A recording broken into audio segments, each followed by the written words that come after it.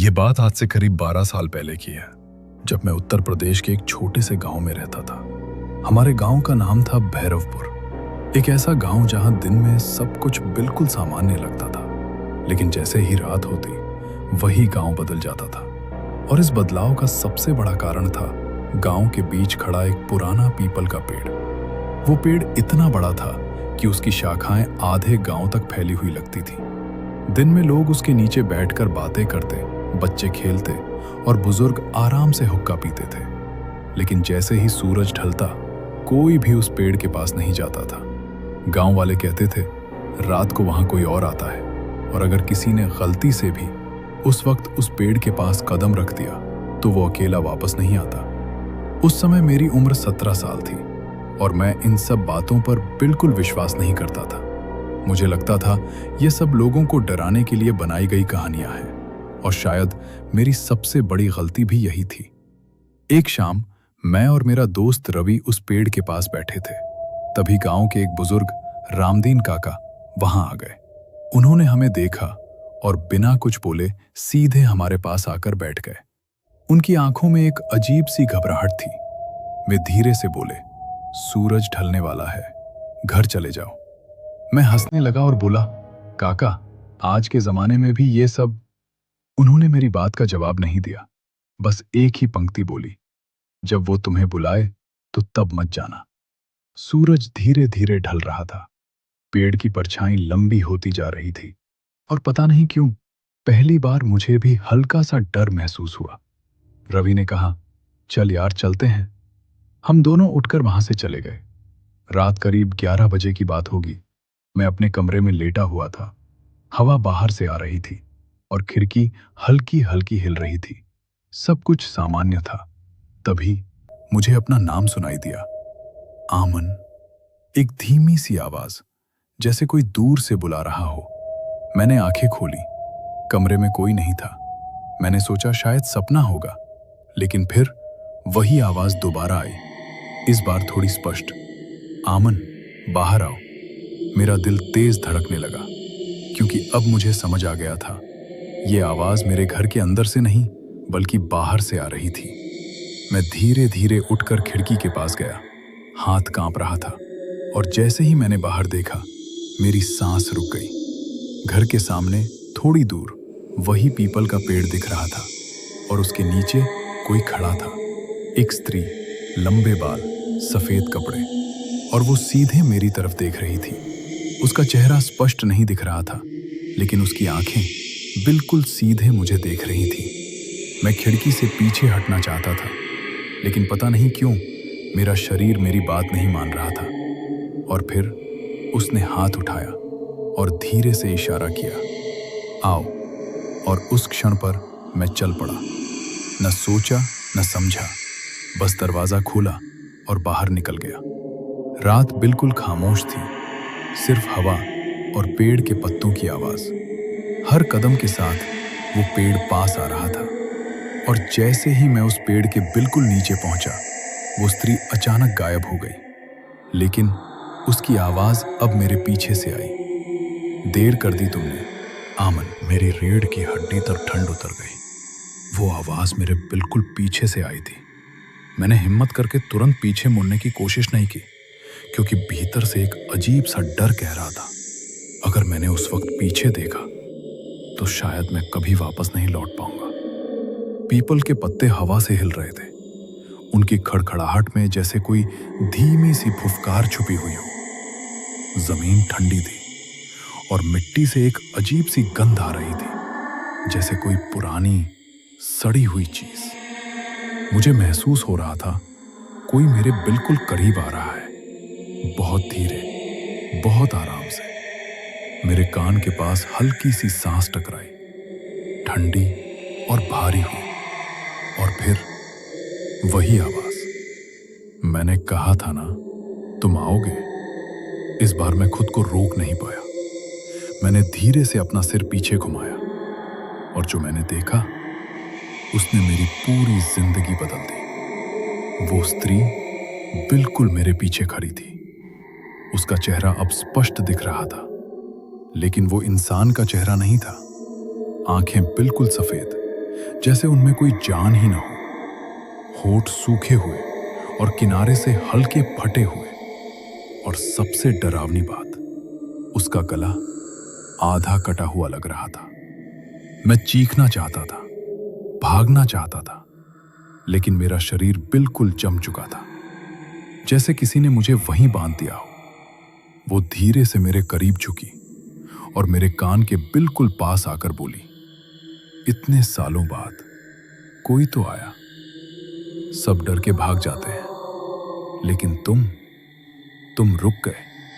उसने अपना हाथ उठाया और मेरी गर्दन को छूने की कोशिश की। जैसे ही उसकी उंगली मेरी त्वचा को छुई, मेरे पूरे शरीर में एक झटका सा लगा, और एक क्षण के लिए मुझे अपने आसपास सब कुछ बदलता हुआ दिखाई दिया। मैं अब उस रात में नहीं था, मैं किसी और समय में खड़ा था। वही पेड़, लेकिन आसपास लोग थे, गांव के लोग, और बीच में वही स्त्री।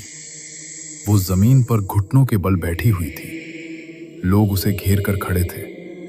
कोई उसे पत्थर मार रहा था, कोई गाली दे रहा था, और वो चिल्ला रही थी, मैंने कुछ नहीं किया, मुझे मत मारो। तभी एक आदमी आगे बढ़ता है और उसके बाल पकड़कर उसे खींचता है। तू डायन है, तूने मेरे बच्चे को मारा है। और बिना कुछ सोचे वो उसका गला काट देता है। मैं झटके से वापस वास्तविकता में आया, और वो स्त्री अब भी मेरे सामने थी, लेकिन अब उसकी आंखों में गुस्सा था और दर्द भी। वो जोर से बोली, अब तुम समझ गए ना, उन्होंने मुझे यहीं मारा था, और अब कोई भी यहां आता है तो मैं उसे जाने नहीं देती। मैंने अपनी पूरी ताकत लगाई और पीछे हटने की कोशिश की। इस बार मेरा पैर हिला, फिर दूसरा, और मैं धीरे धीरे पीछे हटने लगा। वो मुस्कुराई, एक ऐसी मुस्कान जो इंसान की नहीं हो सकती, और वो भी मेरे साथ साथ चलने लगी, जैसे कोई शिकारी अपने शिकार को धीरे धीरे पकड़ता है। मैं भागना चाहता था, लेकिन जैसे ही मैंने मुड़कर भागना शुरू किया, मुझे महसूस हुआ जैसे किसी ने मेरे पैर पकड़ लिए हैं, और फिर मैं जोर से जमीन पर गिर गया। और उस क्षण पर वो स्त्री मेरे बिल्कुल ऊपर थी और धीरे से बोली, अब तुम कहीं नहीं जाओगे। उसकी आवाज मेरे कान के अंदर गूंज रही थी। मैं जमीन पर गिरा हुआ था, मेरी सांसें तेज हो चुकी थी, और वो मेरे बिल्कुल ऊपर झुकी हुई थी। उसके बाल मेरे चेहरे को छू रहे थे, ठंडे और गीले। मैं अपनी पूरी ताकत लगाकर हिलने की कोशिश कर रहा था, लेकिन जैसे किसी ने मेरे हाथ पैर बांध दिए हों। मेरी आवाज भी नहीं निकल रही थी। मैं चीखना चाहता था, पर गला बंद हो चुका था। वो धीरे धीरे और पास आई। अब उसका चेहरा मेरी आंखों से सिर्फ कुछ इंच दूर था।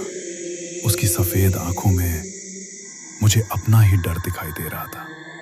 और फिर उसने अपना मुंह खोला, और उसके अंदर अंधेरा था, पूरा का पूरा अंधेरा।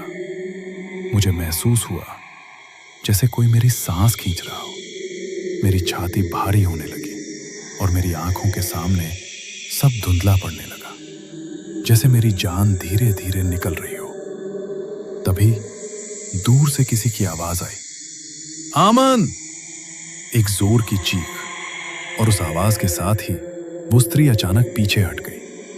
मैं जमीन पर पड़ा था, आंखें आधी बंद। मैंने धीरे से देखा, वो रामदीन काका थे, भागते हुए मेरी तरफ आ रहे थे। उनके हाथ में एक लाल कपड़े में बंधी हुई कोई चीज थी।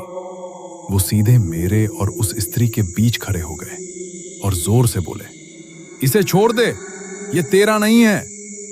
वो स्त्री गुस्से से चीखी।